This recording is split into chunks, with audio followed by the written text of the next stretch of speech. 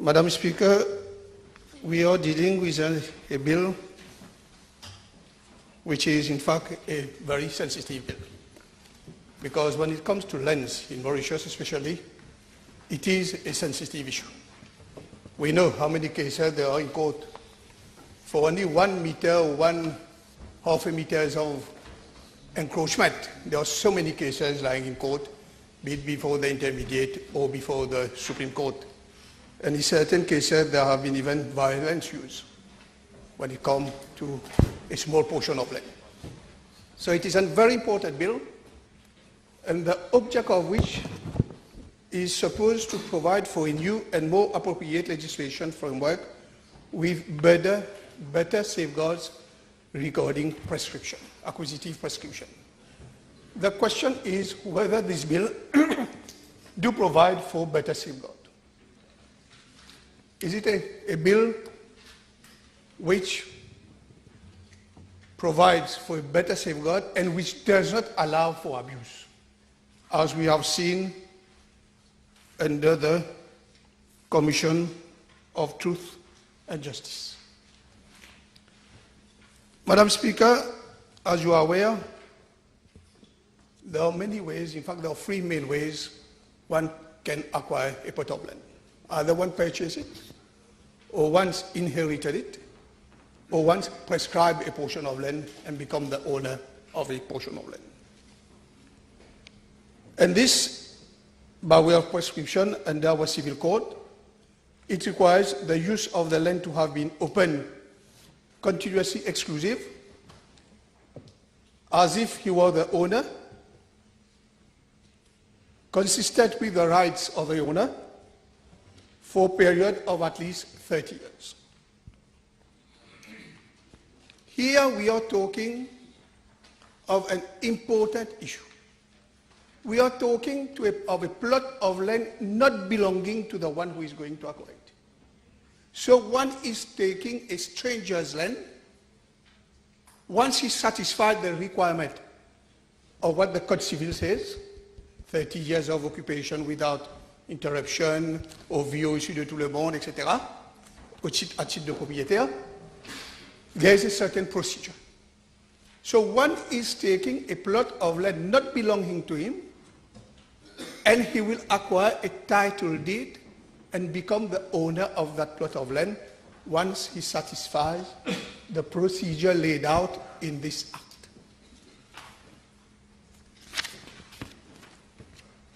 Madam Speaker, there was the Truth and Justice Commission.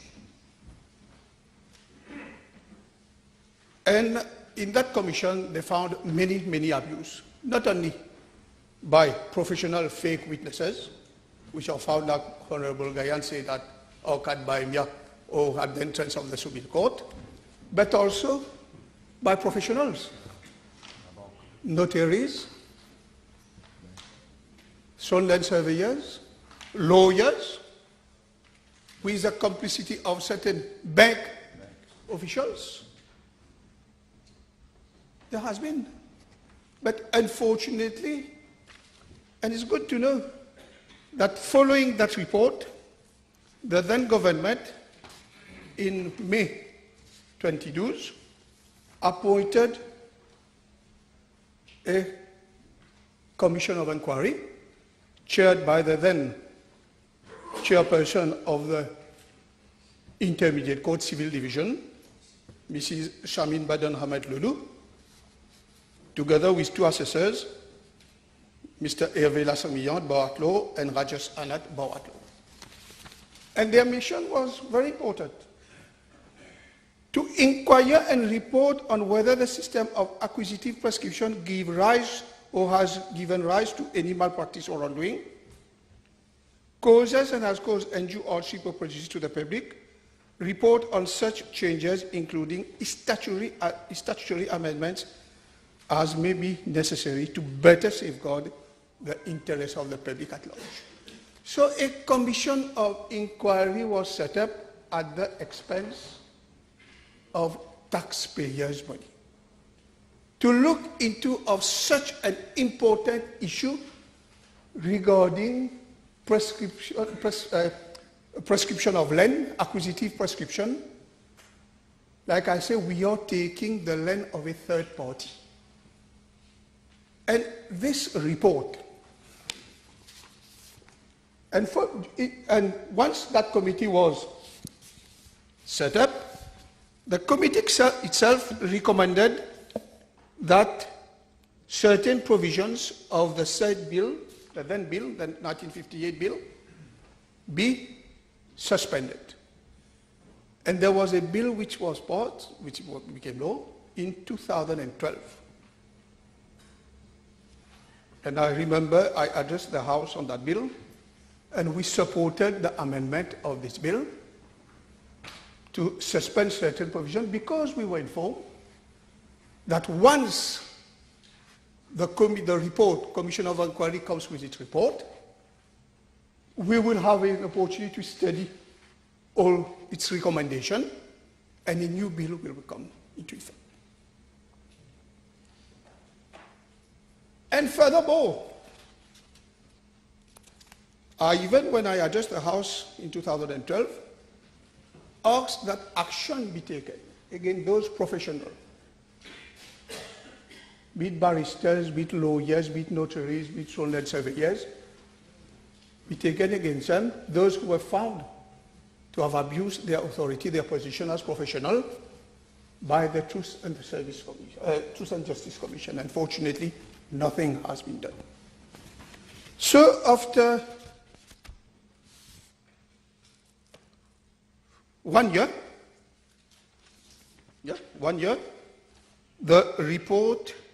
the Commission submitted its report.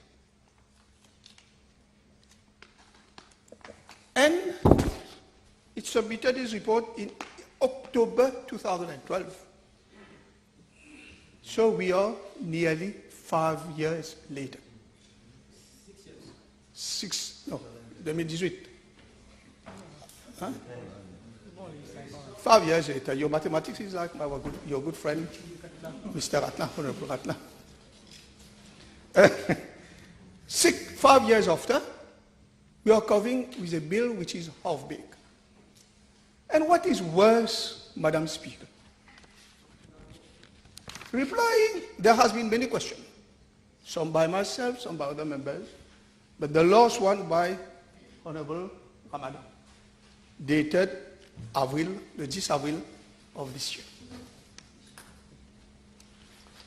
What we were informed by the Attorney General. Remember, this is a bill, a report which came into existence after a commission which was set up by an act of Parliament, the Truth and Justice Commission. And that report, whatever expense was paid to the assessors, was with taxpayers' money. And we are talking of an issue which is of public most importance because it concerns the land of the citizen of this country. 2013, the report was published. The report was here. In 2018, the Attorney General tells us that they cannot render this report public, but to state what was the main recommendation. Only according to him, there was 6 main recommendation. This is according to government, which they consider main recommendation. But according to our information, that commission of inquiry, chaired by Mr. Lolu, made 15 recommendations. Not 4, not 5, but 15. Why is it that government is hiding that report? For whom is the government running? Why is not that report public so that today we know what was the recommendation of that commission chaired by the then magistrate Lolu? And what is worse? What is worse? And his in-house committee was subsequently set up at the level of Ministry of Housing and Lands. I hope the Honorable Minister of Housing and Land will speak after me. I hope he tells us what was the recommendation of that committee. I hope, in all transparency, he will lay on the table of the Assembly the recommendation of that in-house committee.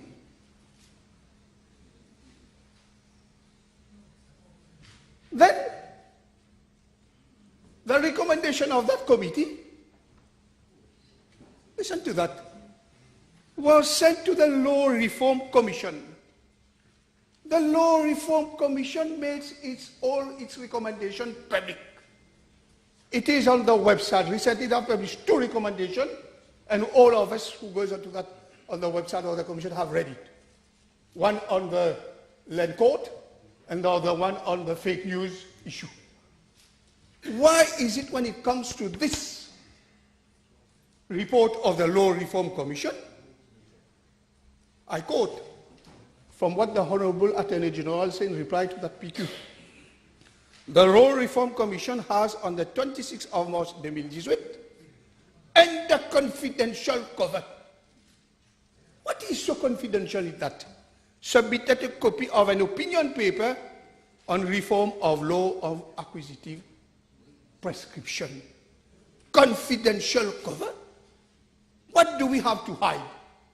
What does this government has to hide when it's come to people acquiring the land not belonging to them, belonging to a third party?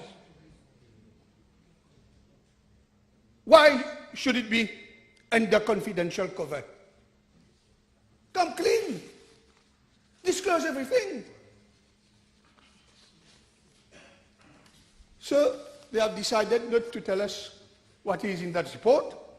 And today we are having a bill which is supposed to put into practice the recommendation of that commission chaired by Mrs. Magistrate Lolu.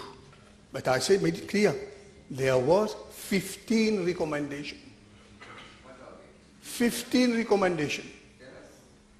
I know my information that there was 15 recommendations. I will come to them. Wait a minute. I will come to them. To that recommendation, which are not in the law as it is today. You have a copy. You wanted to refer to it. The Honorable Gayan had a copy. He should have laid it on the table. We would have the opportunity over all of us to discuss and see whether, in fact, government is putting in practice what Mrs. Magistrate Lolu have said in a report.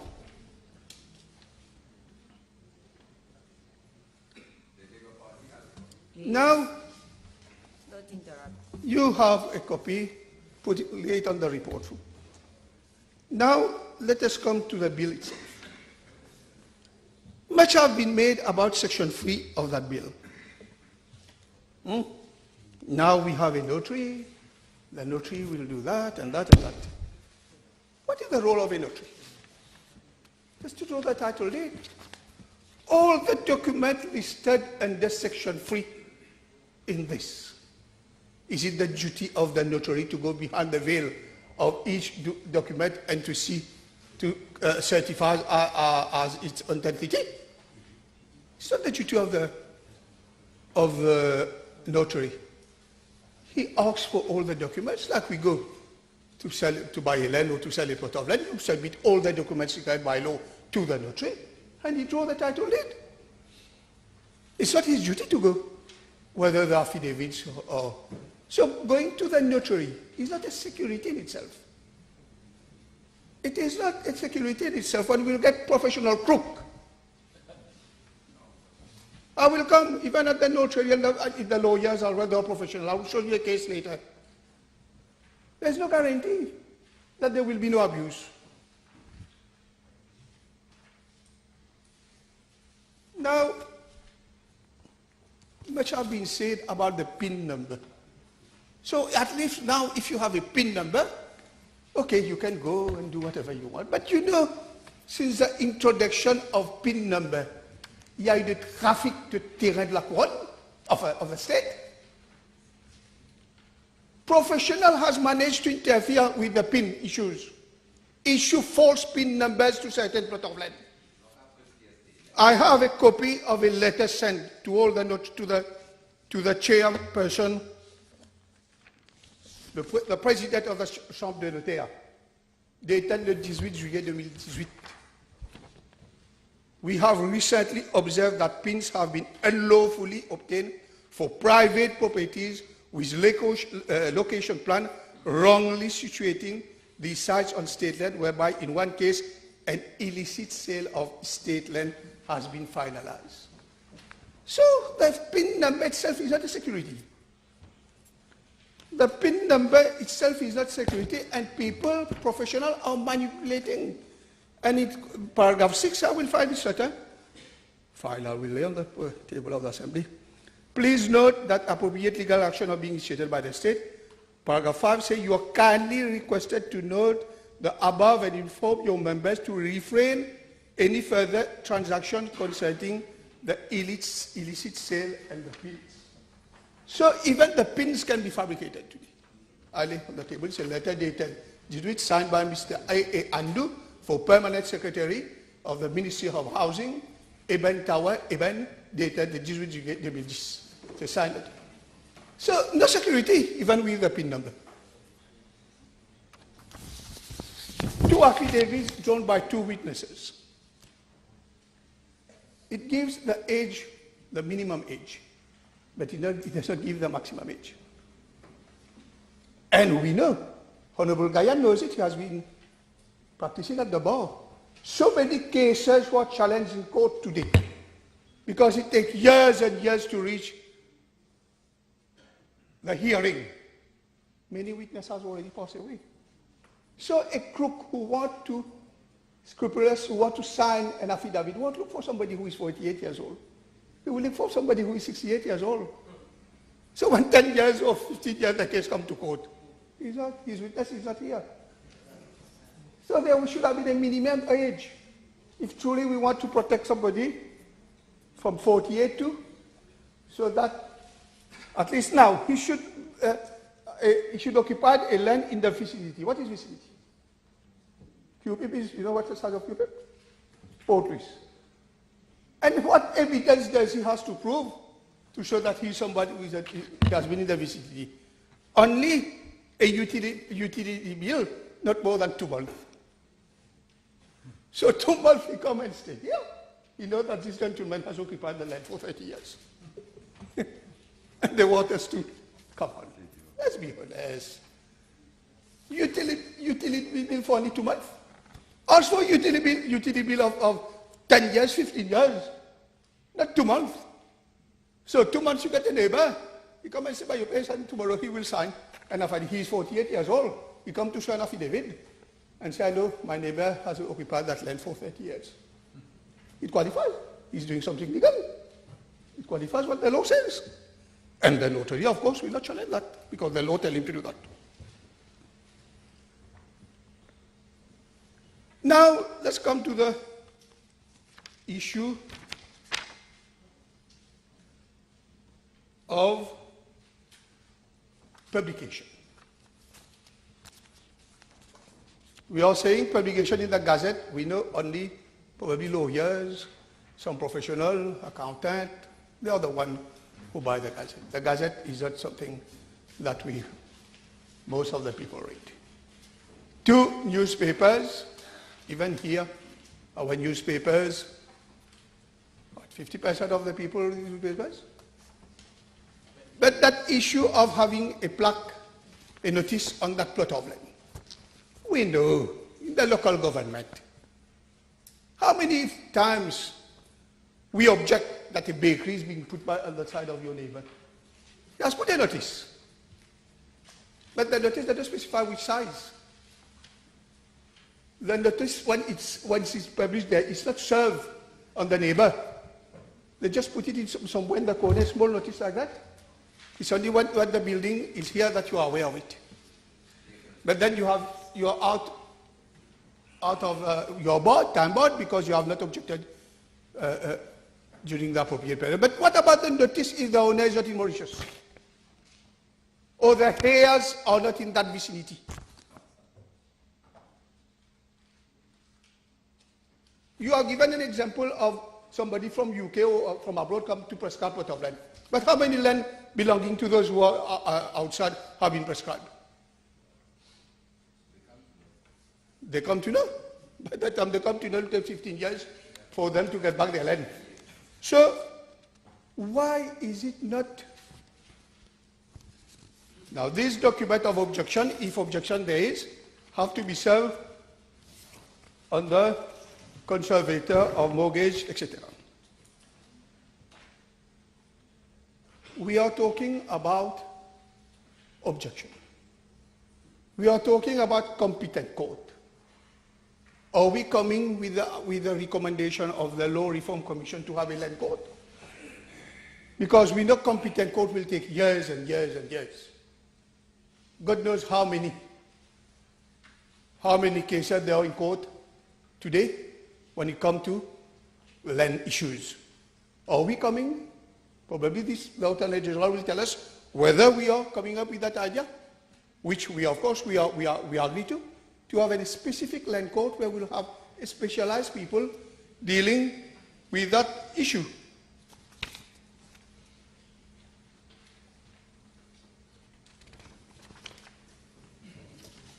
Madam Speaker, there is also the issue of fraud, which this persuasion does not address to. We have a fraud squad, land fraud squad in the police. According to the report of that committee, it's our information that according to them, the land fraud squad is useless. It is not equipped with the appropriate specialized person. Policemen does not know how to effect search.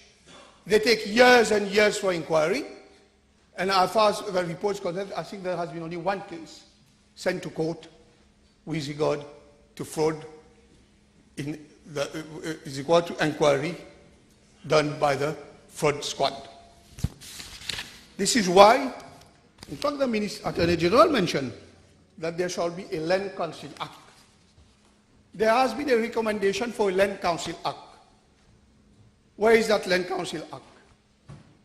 Why is it that we are not coming at the Prescription Act with a Land Council Act, with a Land Court Act? What about the issue of legal aid? This is not addressed. To give legal aid to those whose land have been prescribed. And we know how much it costs.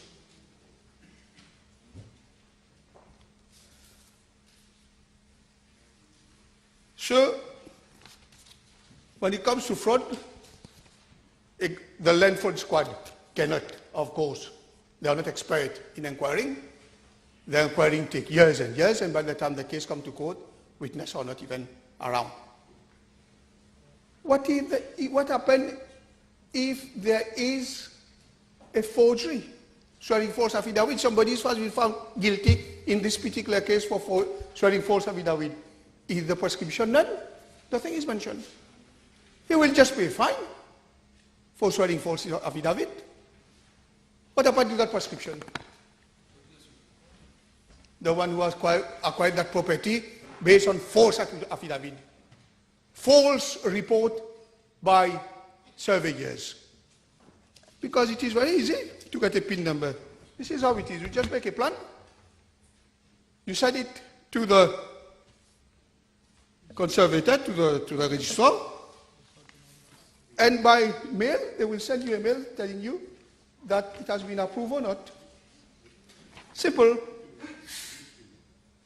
You just identify a plot of land, and this is how, in this particular case I've just mentioned, they have prescribed a piece of state land. You just, the surveyor or the sole land surveyor just make a report, a draft, say here is the plot of land, etc. And we know, unfortunately, sole land surveyor They don't serve notice on neighbors. How many cases we have in court where proper notice has not been made on neighbors by sole land surveyor?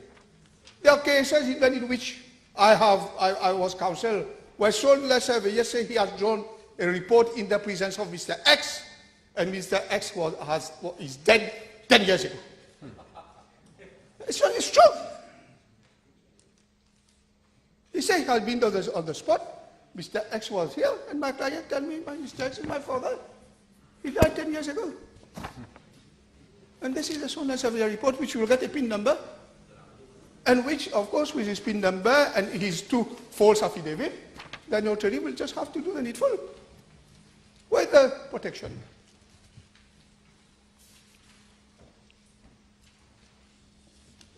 This is why we say it's unfortunate that government has kept the report of Mrs. Lolu a secret. Opacité encore. With no reason given. Don't tell us there's raison d'état, secrecy, all the issue you used to raise with G&G government contract. It's a report concerning land which are going to be acquired by somebody who is going to acquire the land of a third party. He's not the owner. He's not going to pay anything. He just has to pay the legal fees, the professional fees, and become a owner of a plot of land which does not belong to him. Where are the measures? Where are the precautions? Why are we not implementing all the 15 recommendations made by the Commission of Inquiry? Waqf land. It's mentioned there. The Waqf Act has to be amended. You cannot prescribe a plot of land belonging to Waqf. Why is it not in the law? Why is it not in the law?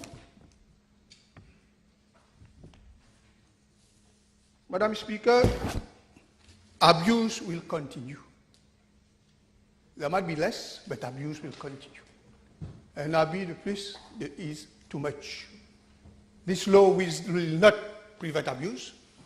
This law will not protect genuine owners of land who have abandoned their land for a reason known to themselves for more than 30 years. And this law will allow scrupulous, professional person to acquire land legally.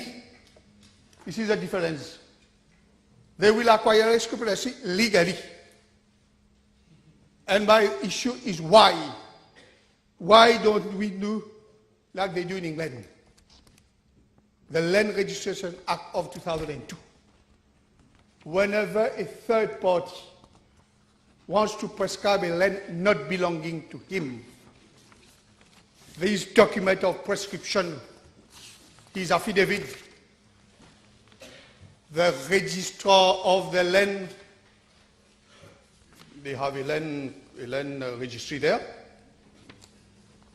Section 2 says the registrar must give notice of an application under paragraph 1, which is an application of prescription, to the proprietor, the owner of the land. At our cadastro, at our registrar, each plot of land has an owner. We know the name of that owner. Why is not a document served at the registrar and put it the duty of whatever cost it will cost, the applicant has to pay, but it is the duty of the registrar to inform the owner of the land at the last address he has left before the last address at the registry, serve a registered letter, why don't you have the reception, what? On that name, and inform him that your land is being prescribed. And this will put a duty on each and everybody, those who own a plot of land, to inform the registry whenever they are changing the address. Because now we have many problems with abandoned land. So now at least they will have a duty. Inform the proprietor. And then the procedure starts. The notice of objection, etc., etc. So, although the object of the bill is supposedly to protect or to make it more difficult to prescribe that, unfortunately, this law is half-baked. This law leaves many loopholes. This law will still allow scrupulous professionals, surveyors, fake witnesses to carry on the business of acquiring land au detriment to a third party who is a legitimate owner of a plot of land. I've done my damage. Thank you.